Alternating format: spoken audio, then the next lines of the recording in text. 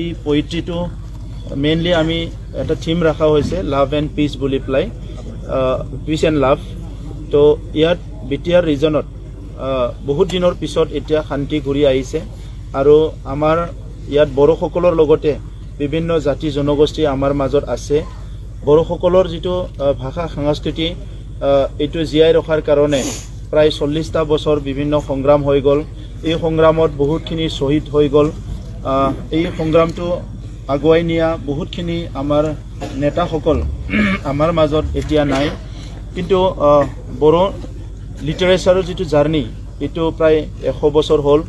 এই 100 বছৰ পাৰ হোৱা লিটাৰেচাৰৰ যিটো বড়োসকলৰ জাৰ্নি এইটো কমেমৰেট কৰি পেলাই এইটো অধিক গুৰুত্ব আৰোপ কৰি পেলাই এইবেলি বড়ো সাহিত্য সভাৰ যিটো ফাউণ্ডেশ্যন ডে 16 নৱেম্বৰ 16 নৱেম্বৰ অহা এই নৱেম্বৰৰ 14, 15, 16 তিনিদিনীয়া কাৰ্যসূচীৰে এই লিটাৰেৰী ফেষ্টিভেল ইয়াত লোৱা হৈছে।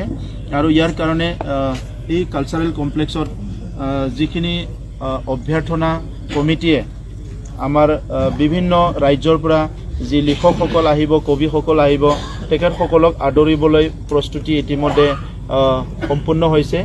আৰু ইয়াৰ লগতে বিদেশৰ পৰাও কিছুমান কবিসকল অনলাইন থাকিব, তেখেতসকলৰ নিজৰ ফিলিংবিলাক শ্বেয়াৰ কৰিব। আমি বিচাৰিছোঁ বড়োলেণ্ডটো অহা দিনত আমাৰ শান্তি আৰু প্ৰগতিৰ এটা এৰিয়া হওক, শান্তি আৰু প্ৰগতিৰ এটা অঞ্চল হওক।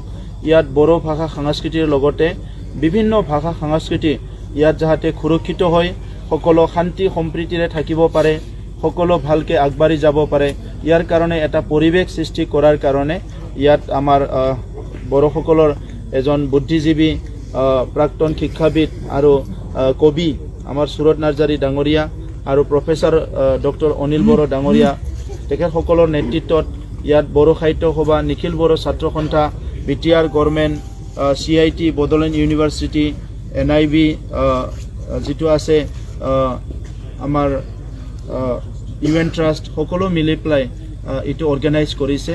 গতিকে মই বড়োলেণ্ডৰ লগতে বিটিআৰৰ লগতে অসমৰ সকলো ৰাইজক আহ্বান কৰিছোঁ আৰু বিশেষভাৱে আমাৰ লিটাৰেচাৰৰ লগত জড়িত যিসকল আছে, সাহিত্যৰ লগত জড়িত ব্যক্তিসকলক আমি আমন্ত্ৰণ জনাইছোঁ।